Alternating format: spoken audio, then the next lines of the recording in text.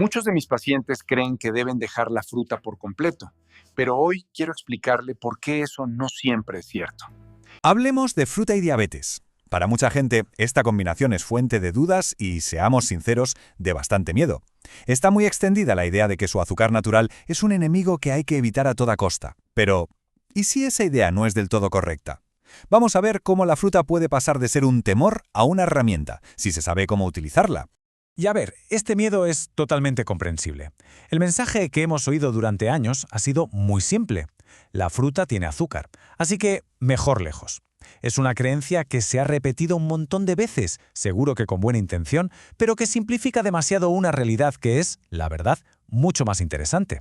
Porque el problema, en realidad, no suele ser la fruta en sí misma. El quid de la cuestión está en qué tipo de fruta se elige, cómo se come y sobre todo cómo responde el cuerpo de cada uno. La clave no está en prohibir, para nada. La clave está en entender.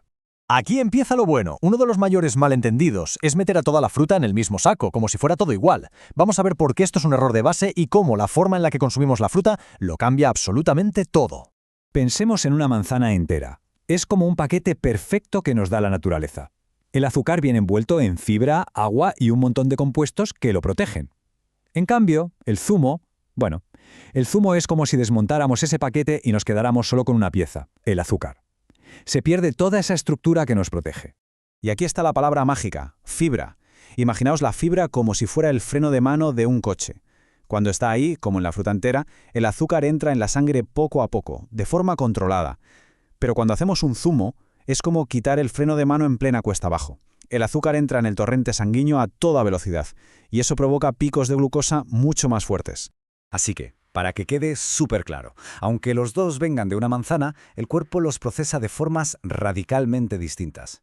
Comer la fruta entera es llevarse todos los beneficios. Beber el zumo, incluso si es natural y recién exprimido, se parece mucho más a beber agua con azúcar de absorción súper rápida. Muy bien, pasemos al siguiente nivel. Porque no todo depende de la fruta, ni mucho menos. El factor más decisivo es cómo reacciona cada organismo. Y aquí es donde la cosa se vuelve personal. Para entenderlo fácil, vamos a usar una analogía muy sencilla. La insulina es como una llave. Su trabajo es abrir la puerta de las células para que el azúcar, o sea, la glucosa, pueda entrar y usarse como energía. En la diabetes tipo 2, lo que suele pasar es que hay resistencia a la insulina. Esto es como si la cerradura de la célula estuviera oxidada. La llave intenta girar, pero no puede. El resultado, el azúcar no entra en la célula y se queda acumulado en la sangre, de ahí que suban los niveles de glucosa. Y aquí viene lo interesante. Algunas frutas, como las fresas o los arándanos, tienen unos compuestos, los polifenoles, que son como una especie de superpoder. Actúan como si echaran un poquito de aceite en esa cerradura oxidada, ayudando a que la llave de la insulina gire un poco mejor. Y esto nos lleva a una idea que es fundamental. El contexto lo es todo.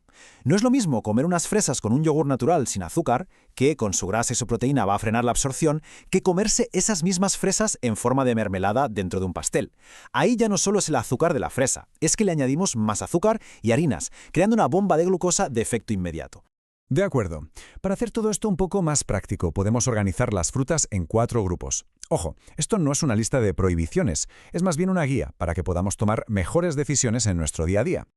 A ver, en el primer grupo estarían las que, por lo general, se toleran mejor. Frutos rojos, manzana verde, tienen más fibra y menor impacto. En el segundo, frutas riquísimas como las uvas o el mango, donde la clave absoluta es la cantidad. Un poquito, genial. El tercer grupo es el de los confusos, esos batidos o yogures de frutas que parecen muy sanos, pero que a menudo esconden un montón de azúcares añadidos. Y por último, el cuarto grupo, las frutas en almíbar o las frutas secas azucaradas, que básicamente han sido transformadas y cargadas de azúcar. Bien, llegamos a la parte final y, para mí, la más importante. Se trata de cambiar por completo el chip. Dejar de pensar en términos de bueno o malo y empezar a pensar en términos de personalización. Y para poder personalizar es útil conocer los errores más típicos. Por ejemplo, tomarse la fruta de postre justo después de una cena ya cargada de pan, arroz o patatas, pues puede ser sumar demasiado. Otro error, pensar que si una fruta es buena, se puede comer sin límite. Pues no, la cantidad siempre importa. Y el mayor error de todos es ignorar que la respuesta de cada persona es única. Así que la pregunta que de verdad nos ayuda no es ¿puedo comer fruta? La pregunta poderosa, la que lo cambia todo es esta. ¿Qué fruta? ¿En qué cantidad? ¿En qué momento? ¿Y cómo responde mi cuerpo a esa combinación? Esa es la verdadera clave para tener el control. Entonces, para llevarnos algo práctico, 4 pasos para empezar desde ya.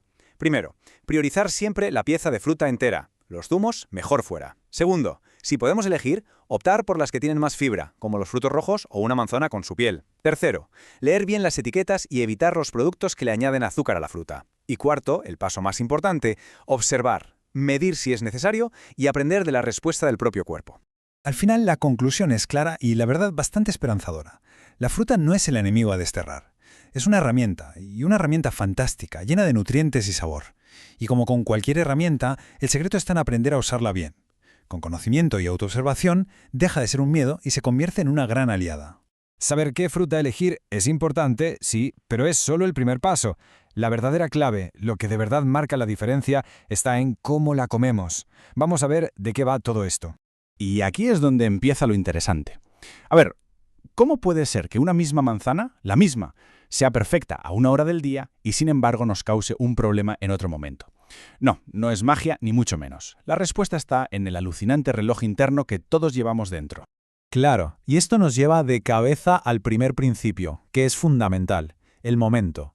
El momento lo es todo. Hay que olvidarse de la idea de que nuestro cuerpo es una máquina que rinde igual a todas horas. Para nada. Es un sistema súper dinámico y entender sus ritmos, bueno, ese es el primer paso para hacerlo bien. A ver, pensemos en esto. Por la mañana y durante el día, nuestro metabolismo es como un motor a pleno rendimiento, ¿vale? Está revolucionado, preparado para quemar combustible. Nuestra sensibilidad a la insulina está por las nubes. Pero, ¿qué pasa cuando llega la noche? Pues que ese motor baja de revoluciones, se pone en modo de ahorro y su capacidad para lidiar con el azúcar pues cae en picado.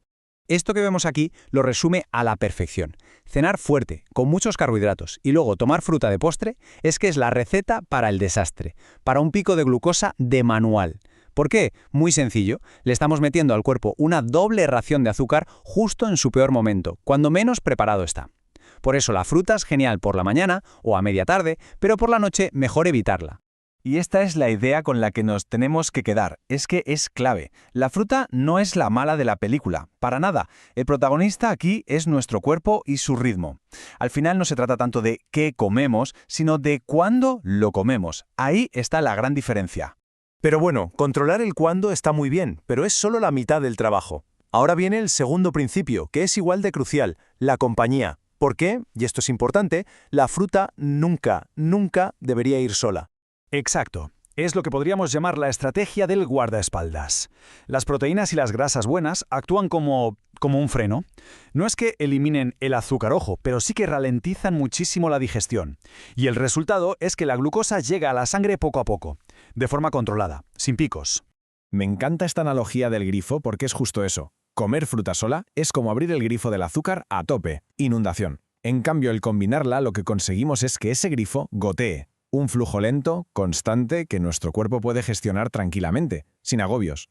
Y lo mejor es que no hay que volverse locos. Fijaos qué ideas más sencillas y a la vez más potentes. Una manzana verde con un poco de queso fresco, unas fresas con yogur griego natural.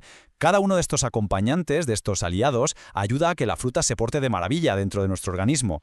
Pero ojo, mucho cuidado con esto porque es una de las trampas más típicas. Creemos que echarle granola a la fruta es lo más sano del mundo, pero la realidad es que la mayoría de granolas comerciales son auténticas bombas de azúcar escondido. Sabotean por completo la buena intención. Vale, ya tenemos el cuándo y el con qué. Pero nos falta una tercera pieza en este puzzle, una que muchísimas veces pasamos por alto: la cantidad. Porque sí, creedme, con la fruta el tamaño importa, y mucho. A veces lo de una ración es un poco abstracto, ¿verdad? Bueno, pues aquí tenemos una guía súper clara y visual. Y es que esto es fundamental porque hasta la fruta más sana del mundo, si nos pasamos con la cantidad, acaba siendo un montón de azúcar para el cuerpo. La clave, como en tantas otras cosas, es la moderación. Ahora bien, más allá de guías y de reglas generales, la herramienta más potente que existe es la propia observación. Es que cada cuerpo es un mundo. Prestar atención a cómo nos sienta algo, a cómo reaccionamos, eso nos da la capacidad de ajustar todas estas recomendaciones. Conocerse es el verdadero superpoder, sin duda. Y ahora vamos a meternos en un terreno pantanoso. Vamos a hablar de los impostores, de esos alimentos que van de súper saludables, pero que en realidad son trampas de azúcar en toda regla. Vamos a ver quiénes son los sospechosos habituales. Aquí los tenemos. Los smoothies, los zumos, las frutas deshidratadas, los yogures de sabores. El problema de fondo es siempre el mismo. El azúcar está súper concentrado. Y lo que es peor, le hemos quitado su guardaespaldas natural, la fibra. ¿El resultado? Azúcar líquido que se absorbe de forma casi instantánea. El tema de los smoothies o batidos es el ejemplo perfecto de esto. Al triturarlo todo, no solo mezclamos, sino que literalmente pulverizamos la fibra. Es como si derribáramos los muros de contención de un río. Lo que provocamos es una avalancha de azúcar que va directa a la sangre, una bomba de glucosa, vaya.